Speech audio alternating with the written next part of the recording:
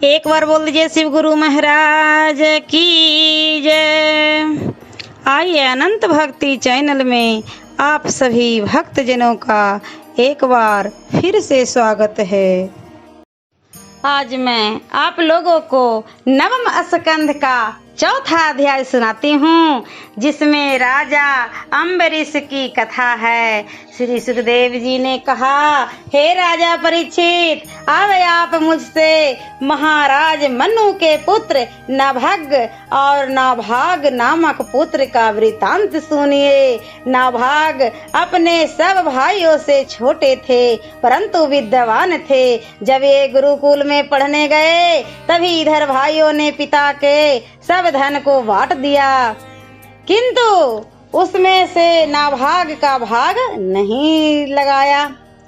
गुरुकुल से लौटने पर नाभाग ने भाइयों से अपना भाग मांगा। बहुत कुछ यत्न किया, परंतु भाइयों ने किसी भी प्रकार उनका भाग न दिया और उस प्रश्न का ये कहकर टाल दिया कि तुम्हारा भाग पिताजी के पास है, तुम उनके पास जाओ। नाभाग ने अपने पिता नाभाग से जाकर सब बातें कहा और इस प्रकार अपना भाग मांगा। राजर्षि नाभाग ने कहा, यह मिथ्या है, उन लोगों ने तुम्हारा भाग हड़प लिया है और मुझे दिया ही नहीं। अब मेरे मौजूद रहने के कारण तुम्हें मेरे पास भेज दिए हैं। उन्होंने तुम्हारे साथ ठगी की है, फिर भी मैं तुम्हारी जीविका के लिए तुम्हें उपाय बतलाता हूँ। सुनो, आजकल ये अंगिरा गोत्र वाले ब्राह्मण स्वर्ग जाने के लिए एक प्रकार का यज्ञ कर रहे हैं। यद्यपि वे बड़े ही बुद्धिमान हैं, तथापि वे अपने यज्ञ की क्रिया से असफल हो रहे हैं। जब यज्ञ का छठा दिन आता है, तब वे अनेकानेक विघ्न में पड़कर मोहित हो जाते हैं और उस प्रकार वे अपने उस शुभ कर्म को पूर्ण नहीं कर पाते हैं। सो तुम अभी अभी गुरुकुल से आए हो और तुम्हारी विद्या प्रखर जान पड़ती है। इससे तुम जाकर उनके उन विघ्न को दूर कर उन्हें सफल बनाओ। जब वे सब ब्राह्मण अपना यज्ञ पूरा कर स्वर्ग जाने लगेंगे, तब वे अपना सब धन तुम्हें देते जाएंगे। इस प्रकार तुम पूरे धनपति हो जाओगे। सो तुम वहां जाकर उन महात्माओं को विसर्वे देव संबंधी दोनों सुक्तों को बतलाओ। बस इतनी ही त्रुटि के पूरी होते ही वे लोग स्वर्ग लाभ करने लगेंगे, तुम्हारा काम भी बन जाएगा। फिर तो पिता के वचन सुनकर नाभाग ने वैसा ही किया और वे सब ब्राह्मण अपना धन देकर स्वर्ग में जाने लगे। इस प्रकार जब नाभाग के पास बहुत सा धन इकट्ठा हो गया और सदैव मिलता भी जा रहा था, एक दिन रात्रि में एकांत पाकर उत्तर दिशा से एक काले वर्ण के दूत ने आकर उनसे कहा, हे नाभाग, यह जितना धन तूने अब तक एकत्र किया है और जो आगे लेता आ रहा है, वह सब मेरा है। इसमें तुम्हारा कोई अधिकार नहीं है। तुम इसे यहीं छोड़कर अपने घर जाओ। नाभाग ने कहा, है तुम यह क्या कहते हो? यहाँ जितना कुछ धन मेरे पास एकत्र है, इसके और आगे भी सभी धन संपत्तियों पर मेरा अधिकार है, क्योंकि सब ब्राह्मण स्वर्ग जाते समय मुझे अपने इस धन का अधिकारी बना गए हैं। देवदूत ने कहा, नहीं, यदि ऐसा ही है तो इसके लिए तुम अपने पिता से पूछ सकते हो। नाभाग बड़ी शीघ्रता से अपने पिता महाराज मनु के पास आए, सब समाचार कहा। मनु महाराज ने उत्तर दिया, हाँ ठीक है, किसी समय में महर्षियों ने ऐसा ही विभाग किया है कि जो कुछ यज्ञशाला की भूमि के अंतर्गत यज्ञ की वस्तुएं बचे, वे सब रुद्र की है। सो हे बेटा, वह जो दूत आया है शिव जी का दूत है, तुम अवश्य ही उसके सब धन को सौंप दो। नाभाग ने चुपचाप आकर वह सब बात जो उसने पिता ने कही थी सच सच मानकर वह सारा धन दूत रूपी रुद्र जी को सौंप दिया। तब धर्म की सत्यता पाकर दूत रुद्र जी के प्रत्यक्ष हो नाभाग से प्रसन्न होकर कहा, वत्स नाभाग, मैं तुम पर प्रसन्न हूँ, तुम्हें सनातन ब्रह्म का ज्ञान देता हूँ। साथ ही यह जो यज्ञ से बचा हुआ धन है वह सभी तुम लो और आनंद पूर्वक वास करो। नाभाग ने शिव जी की बड़ी प्रार्थना की। वे प्रसन्न हो वहां से अंतर ध्यान हो गए। हे परीक्षित, जो कोई इस चरित्र को प्रभात और संध्या में सावधानी से पढ़ता है और स्मरण करता है वह कवि, वेदज्ञ और आत्मज्ञानी हो जाता है। हे राजन, राजा अम्बरीश इन्हीं महाराज नाभाग के पुत्र हैं और जो बड़े ही ज्ञानी और भगवान के बड़े भक्त थे। इनकी भक्ति इतनी बढ़ी चढ़ी थी कि इनको ब्रह्म शराप का भी प्रभाव नहीं पड़ सका था। इनके पास धन संपदा का अच्छा भंडार भरा हुआ था। ये सातों द्वीपों के राजा थे। पृथ्वी का सारा ऐश्वर्य और संसार की राजलक्ष्मी इनके चरणों पर लौटती थी, परंतु ये इतने ज्ञानी थे कि उस पर अपार लक्ष्मी का हर समय ठुकराते ही रहते थे। जब कभी प्रसंग आता तो वे कहते कि यही तो मनुष्य को अज्ञान में फंसाने वाली है। ऐश्वर्य रूपी घटाटोप में घिरकर पुरुष आत्महीन और महामूर्ख हो जाता है। हे परीक्षित, उन महात्मा अम्बरीश ने अपने सारे जीवन को धार्मिकता की लहर में प्रभावित किया और उस प्रकार वे सर्वदा अपने मन को श्री कृष्ण के ही चरणों में लगाए रहते। विष्णु जी का गुणानुवाद करना, उनके स्थानों को अपने हाथ से झाड़ना बुहारना, अपने कानों को उनकी कथाओं को सुनने में लगाए रहना, नेत्र को उनकी मूर्तियों तथा और मंदिरों को देखने में लगाए रहना, उनके भक्तों का स्पर्श करते रहना, नाकों से उन भगवान के चरण कमल को सुगंधी को लगाना, यही उनके जीवन का ध्येय था। जब वे भगवान के ऊपर चढ़ाई हुई तुलसी के पत्तों को मुख में रखते तो उन्हें उसमें अमृत का सा स्वाद आता। वे अपने पैरों से सर्वथा तीर्थ यात्रा किया करते थे। वे कहते थे कि जो सिर भगवान विष्णु जी के चरणों में नहीं झुकाते वे कड़वी तुम्बी के समान हैं। इसलिए वे अपने मस्तक को सर्वदा श्री विष्णु जी के चरणों में झुकाए रखते थे। वे अपनी सारी अभिलाषाओं को विष्णु जी की दास्ता में ही न्यौछावर किया करते थे। इस प्रकार उन्होंने अपने सारे जीवन को यज्ञ में बना डाला था। उन्हीं के यज्ञों में सदस्य और ऋतिज्वी लोग उत्तम वस्त्र पहने हुए दिखलाई पड़ते थे। वे भगवान का यशोगान करने में इतनी प्रगाढ़ भक्ति और अनुरक्ति रखते थे कि उसके आगे वे देवताओं के स्वर्ग की भी चाह नहीं करते थे। वे अपने हृदय में सदैव भगवान विष्णु को ही रखते और उसके समक्ष वे सिद्धियों के भी दुर्लभ भोगों को तुच्छ समझते थे। उन्हें कोई भी लुभा नहीं सकता था। वे अपने तप और भक्ति योग से युक्त अपने धर्म के द्वारा विष्णु जी को प्रसन्न करते हुए क्रमशः सभी विषयों को से आसक्ति को त्याग चुके थे। विष्णु जी की भक्ति के आगे वे घर, स्त्री, पुत्र, बंधु, उत्तम हाथी, रथ, घोड़ा, पैदल, अक्षय रत्न, आभूषण और अनंत कोष इत्यादि को तुच्छ मानते थे। एक समय उन्होंने अपनी पत्नी सहित विष्णु जी को प्रसन्न करने के लिए वर्ष भर एकादशी का व्रत किया। जब वह व्रत कार्तिक मास में समाप्त हुआ तब उसके उपलक्ष्य में उन्होंने 3 दिन तक उपवास और जमुना जी में स्नान कर बड़े उत्साह से मधुवन में जाकर वहां विष्णु जी का पूजन किया। दान मान से महात्माओं और ब्राह्मणों को संतुष्ट किया। फिर 60 करोड़ गौओं को का दान कर ब्राह्मणों के घर भेजा। उन सब गौओं के सींग को उसने सोना से मढ़वा दिया था। उनकी खुरों में चांदी मढ़े हुए थे। उन पर अच्छे अच्छे वस्त्र पड़े हुए थे और वे अच्छे स्वभाव तथा बछड़े सहित खूब दूध देने वाली थी।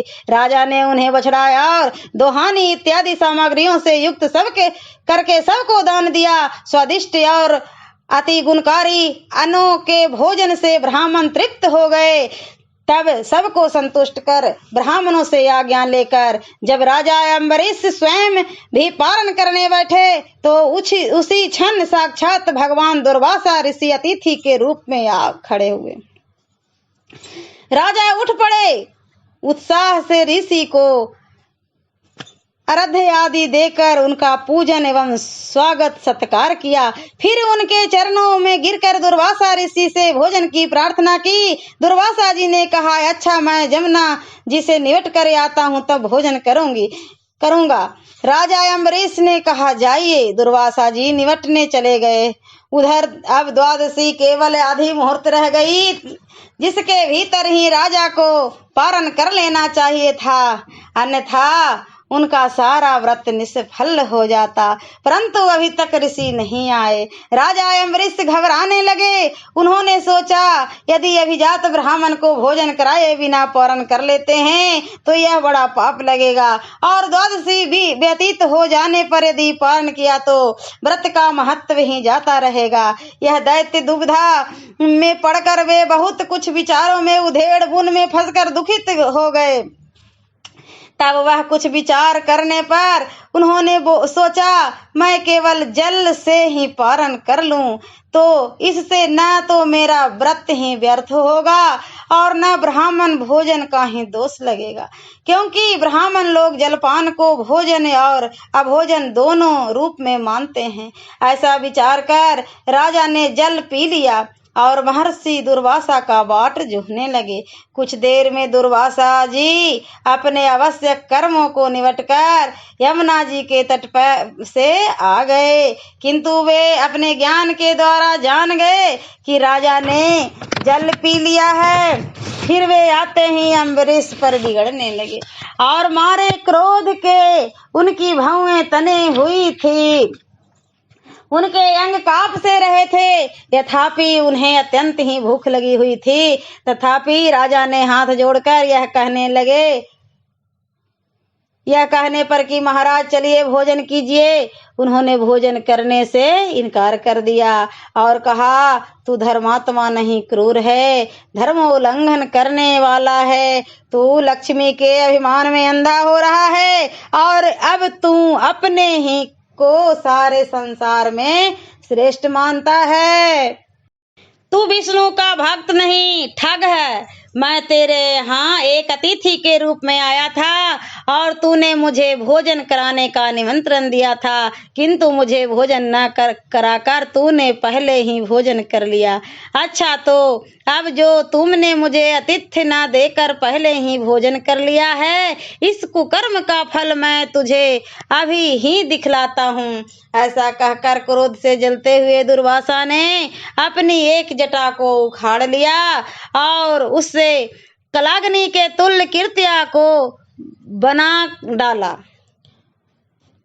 वह देदीप्यमान कृत्या हाथ में तलवार लिए हुए राजा की ओर दौड़ी। यद्यपि उसके पैरों के भार से पृथ्वी हिल रही थी, तथापि राजा ने अपने स्थान से तिल भर भी पीछे न हटे और उसी क्षण भगवान विष्णु ने अपने भक्त की रक्षा के लिए अपना चक्र भेजकर कृत्या को जला डाला। अब चक्र दुर्वासा की ओर दौड़ा। वे मेरू की एक कंदरा में घुसने के लिए भागे। भगवान के चक्र ने वहां भी उनका पीछा किया। वे सब दिशाओं, आकाश, पृथ्वी, पाताल, समुद्र, लोक और स्वर्ग आदि सब स्थानों में भाग कर गए, परंतु जहां जहां जाते सर्वत्र ही यह अत्यंत दुस्सह चक्र उनका पीछा करता रहा।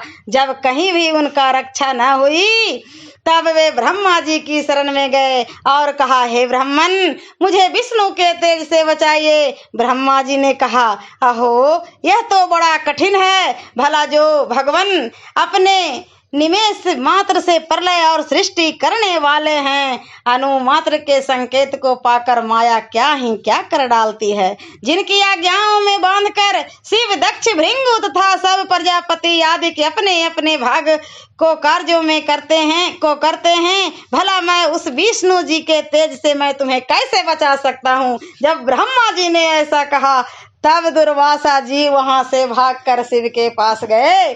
शिव जी ने कहा, मेरी सामर्थ्य नहीं है। भला जिस भगवान से समय पाकर कितने ही ब्रह्मा और ब्रह्मांड होकर फिर नष्ट हो चुके हैं। जिनकी माया से हमारे जैसे सहस्रों मोह से प्राप्त हो रहे हैं, उनके अस्त्र से मैं तुम्हें कैसे बचा सकता हूँ। दुर्वासा बारंबार प्रार्थना करने लगे। तब शिव जी ने कहा, इसका यही उपाय है कि अब तुम शीघ्र ही उन्हीं भगवान की शरण में जाओ कि जिनका संकेत पाकर यह चक्र तुम्हारा पीछा कर रहा है। बिना उनके तुम्हारा कल्याण और किसी से नहीं होगा। तब निराश दुर्वासा वैकुंठ में विष्णु जी के स्थान पर गए। देखा तो सामने ही लक्ष्मी जी सहित विष्णु जी विराजमान है। दुर्वासा जी जाते ही उनके पांव पर गिर पड़े और हाथ जोड़कर कांपते हुए बोले, हे अच्युत, हे अनंत, हे साधुओं के इष्ट, हे संसार के उत्पन्न करने वाले, आप मुझे अपराधी की रक्षा करें। मैंने आपके तेज को ना जानकर जैसी यह भूल की है, आपके प्रिय भक्त को दुख पहुंचाया है, इसके लिए मुझे क्षमा कीजिए। प्रभु, आपके जिस नाम का स्मरण करने मात्र से महापापी भी नरक यातना से मुक्त हो जाता है, उन्हीं आप भगवान के श्री चरणों के निकट में उपस्थित हुआ हूँ। अतः हे भगवान, त्राहि माम, रक्षा कीजिए। हे परीक्षित, जब दुर्वासा जी ने इस प्रकार भगवान से प्रार्थना की, तब भगवान बोले, हे ब्राह्मण, घबराओ नहीं। यह तुम्हारी भूल थी कि जो तुम वास्तविकता को न जानते हुए मेरे भक्त को कष्ट देने पर तुल गए थे। तुम्हें यह जानना चाहिए कि मुझे अपने भक्त बहुत ही प्रिय हैं। यद्यपि ये लक्ष्मी जी मुझे बहुत ही प्रिय हैं, तथापि मैं अपने साधु भक्तों के आगे इन्हें भी कुछ नहीं समझता, और यदि मेरे भक्त नहीं तो मेरे लिए ये भी कुछ नहीं है। सो तुमने मेरे भक्त राजा अम्बरीश को इतना कष्ट पहुंचाने की क्यों चेष्टा की? अच्छा तो सुनो, अब मैं तुम्हें एक उपाय बतलाता हूँ। तुम जिसकी बुराई किए हो उस राजा अम्बरीश के पास जाओ, उनसे क्षमा मांगो। यदि वे तुम्हें क्षमा कर देंगे तो जानो तुम्हारी रक्षा हो गई, अन्यथा नहीं। किंतु मैं कहता हूँ, वह राजा बड़ा दयालु और धार्मिक एवं श्रद्धालु है, वह तुम्हें क्षमा कर देगा। जाओ, तुम्हारा कल्याण होगा। ओम नमो भगवते वासुदेवाय नमः। और नवम स्कंध का 5वां अध्याय में अगले वीडियो में सुनाती हूँ। अगर आप लोगों को एक कथा अच्छी लगी हो तो कमेंट बॉक्स में राधे कृष्ण जरूर लिखिएगा। ऐसे ही मनोरंजक कथाएं, कहानियाँ और भक्ति गीत सुनने के लिए हमारे इस चैनल अनंत भक्ति को सब्सक्राइब करें, और वीडियो अच्छी लगी हो तो लाइक का बटन जरूर दबाएं। धन्यवाद।